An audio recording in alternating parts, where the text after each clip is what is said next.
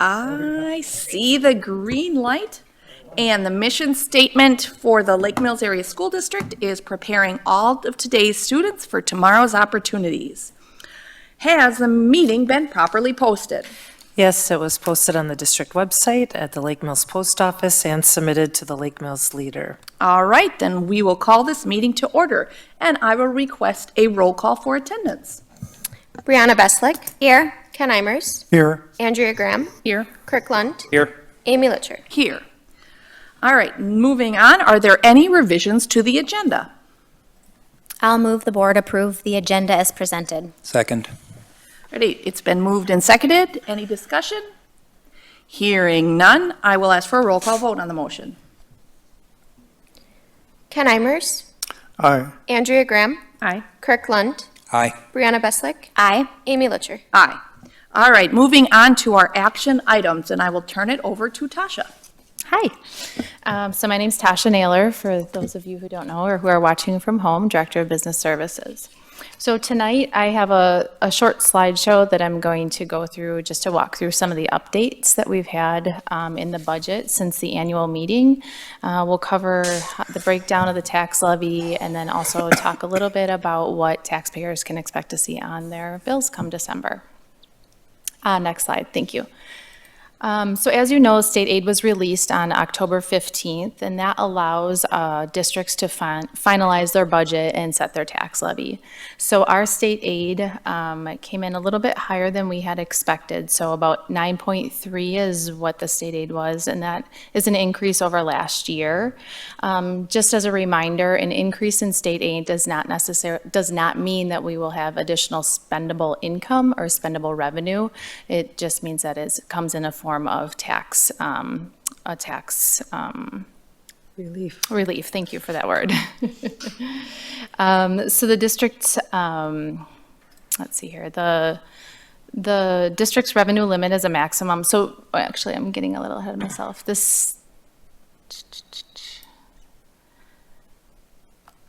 I was going to talk a little bit about revenue limits. So anyway, moving on to Fund 39 increase. So in an effort to reduce future interest costs and to maintain that financial impact on the community, we continue to prepay our debt as the strategy that we've discussed. So based on the recommendations of our financial advisors, Baird, we had a slight increase in that over what we had initially approved at 4.4 million to a 4.5 million. And I can talk about that a little bit further as we move down. Our total tax levy did decrease by 1% from about 13 million last year to about 12.9 million. And I'll touch base again a little bit further on that as we go through the slides. In addition to that, the mill rate has also decreased from 790 to about 721. There's some rounding that is in the revenue limit worksheet that you'll see that's attached, 720 to 721, so within that mill rate. So the mill rate represents the taxing rate or tax cost per $1,000 of property value. So for instance, if there is a homeowner who has a property valued at $300,000 with a mill rate of 721, they're going to be paying just over $2,100 for taxes that year. Next slide. So another piece of information that's released along with the October 15th aid is the total amount for vouchers.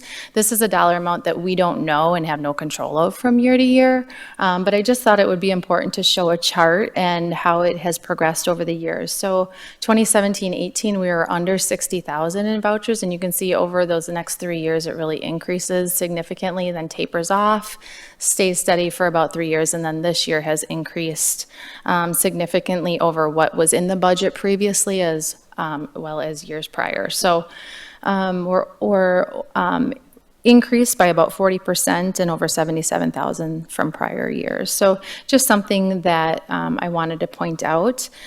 In addition to that, the department's unable to provide districts with any information on who those students are and who is participating in that, but the payment is based upon their membership or their enrollment totals.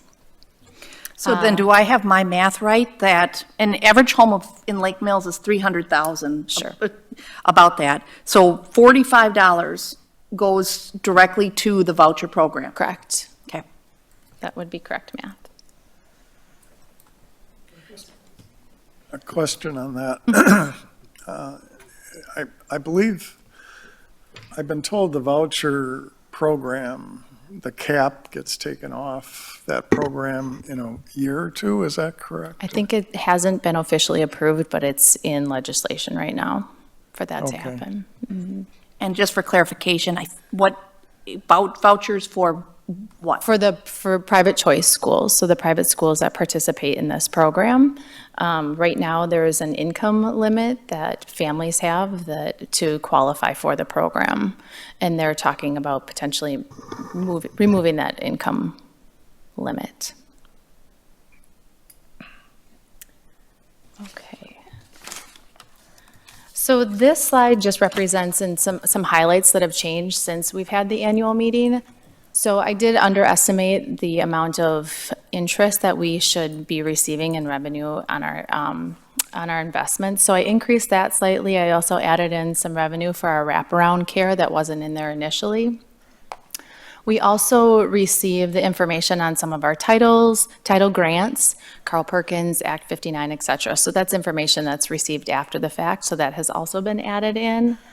Adjustments to staff benefits. When we don't know, we know we have vacancies, but we haven't hired that. I always put that in the budget, and I always put in for the highest expense for benefits. And so after those positions are hired, I make an adjustment to what they actually select for their benefits. So those adjustments have been made. I also added in some teacher on call expenses that weren't originally in.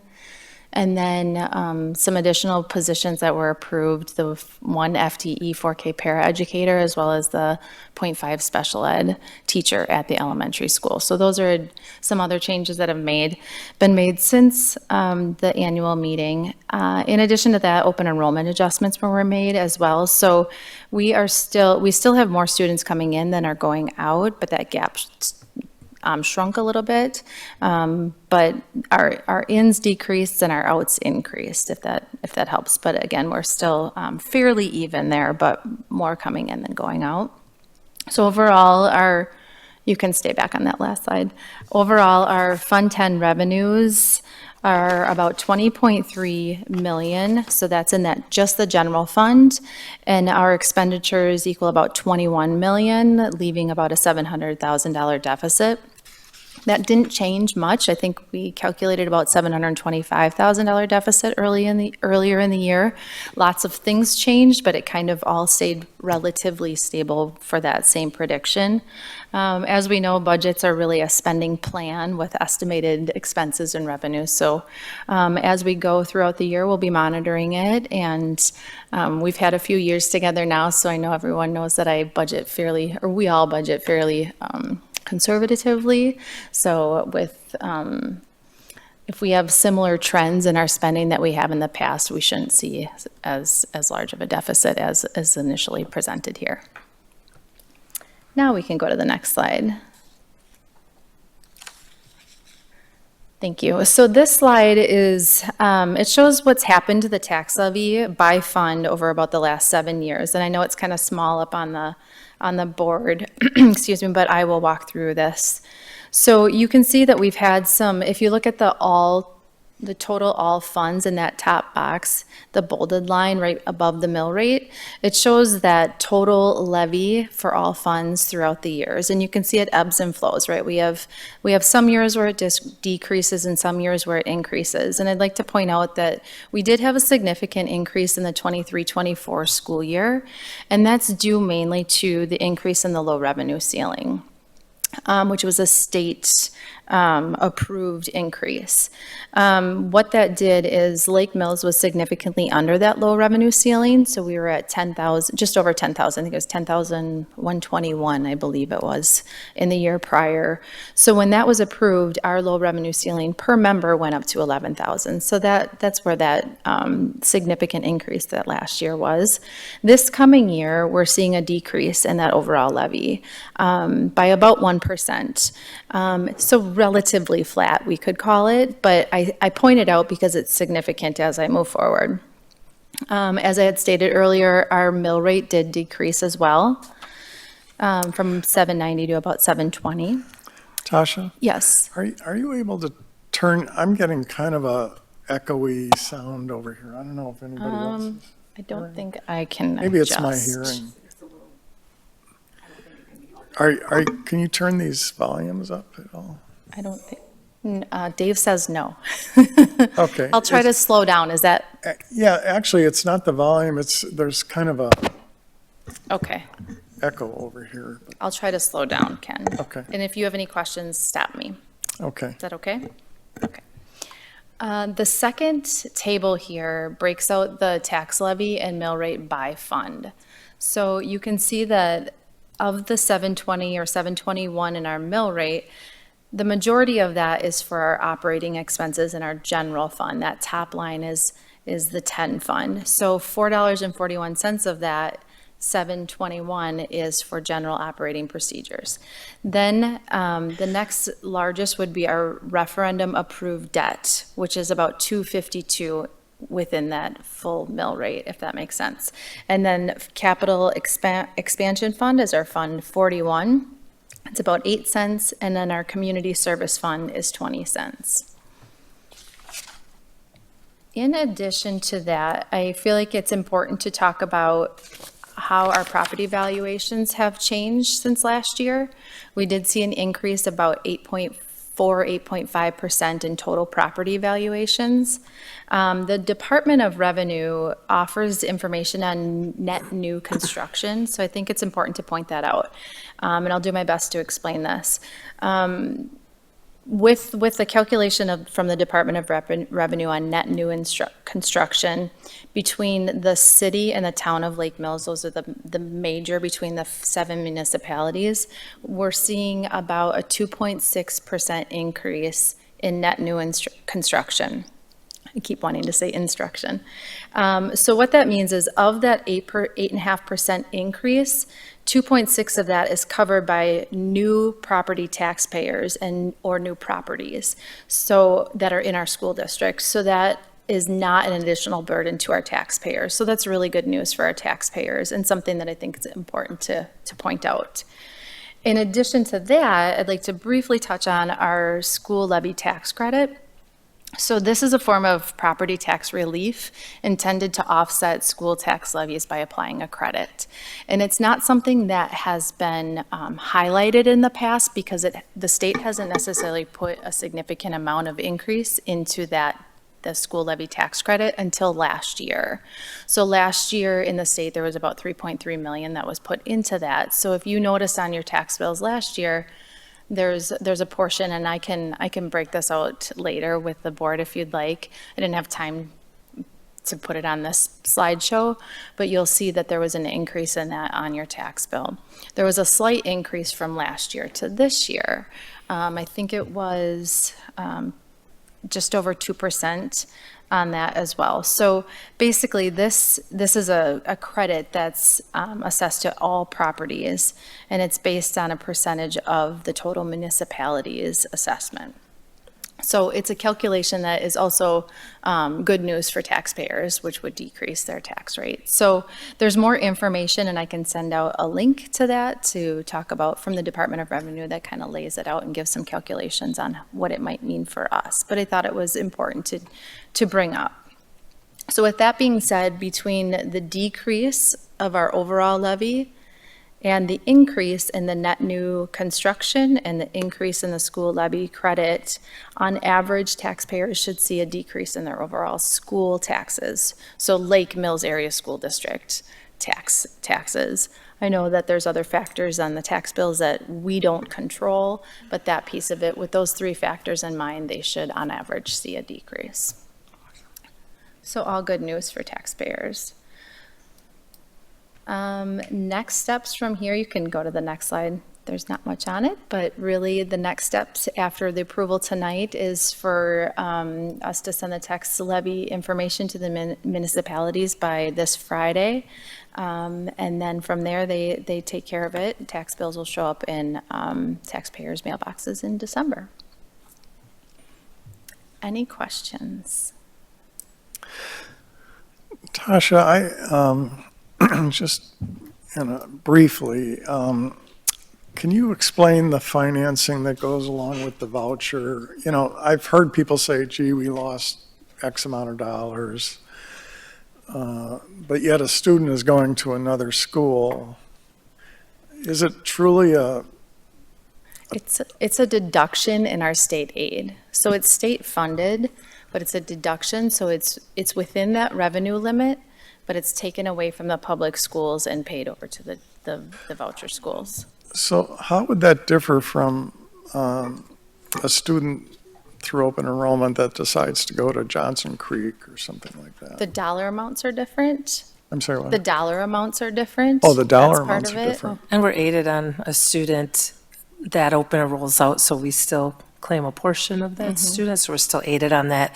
Basically, with the voucher students, it's money that's just passing through the school district, so it's levied for, and we don't even see it. It's just sent okay. to the private schools, so I know there's legislation now that's looking at removing that completely from the school tax base, and it would just basically be taxing citizens on property tax directly. So, but right now, like I said, it just passes right through us. We're basically the fiscal agent for that. But open enrollment in and out, we still see revenue from that even when students open enroll out from the district. I see. Thank you. Another follow-up to that, so 15 cents of the mill rate is for the private school vouchers. So that's 15 cents of the 721? Yes, Okay, within Fund 10. in Fund 10, got it. And then the other just point, just wonderful point.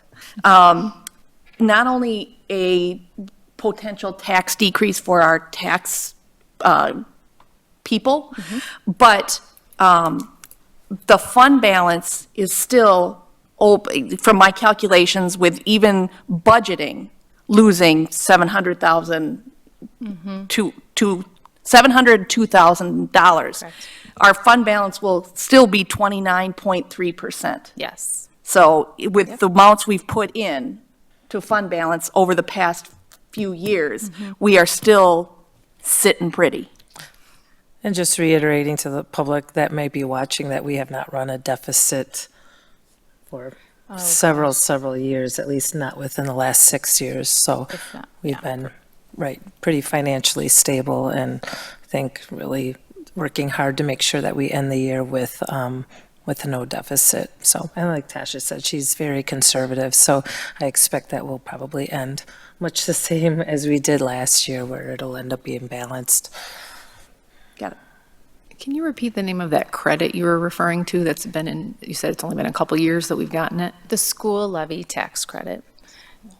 And it's not that we haven't gotten it, it's that it hasn't been added to in some time. Oh, so is it a legislature thing that they've released this money? Okay. Can you send us the links for that information? That would be great. You bet. Thank you. Okay.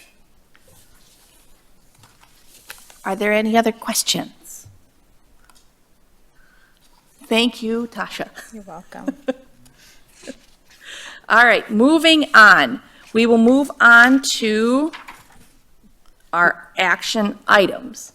So for the proposed motion, it's written in the board reports for this, and I will request a motion to approve the levy.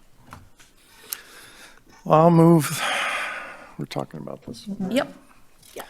I'll move the board approve the 2024-2025 total revenue budget of $30,930,272.45 for all funds, and the total expenditure budget of $29,290,996.86 for all funds, with a tax levy of $12,876,496 for all funds.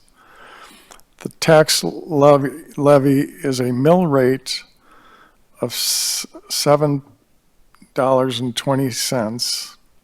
This levy includes all budget adjustments that have been incurred since the annual meeting in September of 2024. Well, second. All right, it's been moved and seconded. Are there any discussions or questions additionally? Hearing none, I will ask for a roll call vote on the motion. Kirkland. Aye. Brianna Beslick. Aye. Ken Imers. Aye. Andrea Graham. Aye. Amy Litcher. Aye. All right, the next thing is the professional staff contracts. Yes, we are replacing our middle school choir teacher position. We had a resignation right after the school year, so we found a very qualified music teacher with several years of experience. So we're excited for her to start here next week. I'll move the board approve the professional staff contract for Ms. Emily Williams as a .5 FTE choir teacher for the 2024-2025 school year. Second. Been moved and seconded. Any discussion or questions? Just to clarify for people that are watching, this is a replacement. FTE, yeah. All right, anything else? Hearing none, I'll ask for a roll call vote. Ken Imers. Aye. Andrea Graham. Aye. Kirkland. Aye. Brianna Beslick. Aye. Amy Litcher. Aye. All right, support staff letters of assignment. Right, so two of these positions are part-time health room assistants, one at the elementary and one at the middle. This is a grant-funded position that will end at the end of the school year, but it's definitely a great opportunity to be able to staff our elementary school offices, which are very busy over the lunch hour, and that's primarily when they'll be working. Just as an added note, one of the health room assistants is one of our seniors who is going into the nursing field, who already has her CNA license. So we were excited to be able to offer her this opportunity. The other person is a very experienced professor from Madison College who was looking to add some hours to her day, and it just happened to fit in. So we couldn't have been more fortunate to be able to hire those. And then the first special ed para educator is a replacement one for somebody that is no longer with us. And the fourth one was an addition due to the fact that we had a student move in that required a one-on-one para educator. I'll move the board approve the support staff letters of assignments for the following individuals, and I apologize if I mispronounce your name. Candace Frazier as special education paraeducator at the elementary school. Adeline Neenman, the health room assistant at the elementary school. Deborah Hall-Kind as a health room assistant at the middle school. And Amanda Enerson as a special education para at the elementary school. Well, second. Okay, it's been moved and seconded. Any questions or discussions? Just a comment. I was pretty excited to see the two health care services staff. That was really because I know our nurses, have a lot of work, and this is definitely an upgrade for all the students. Yeah. All right, it's been, any other questions or discussion? Hearing none, I'll ask for a roll call vote. Andrea Graham. Aye. Kirkland. Aye. Brianna Beslick. Aye. Ken Imers. Aye. Amy Litcher. Aye. All right. Do I have a motion to adjourn? I'll move to adjourn. I'll second the motion. Hey, all in favor, say aye. Aye. Aye. Pose same sign. We are adjourned.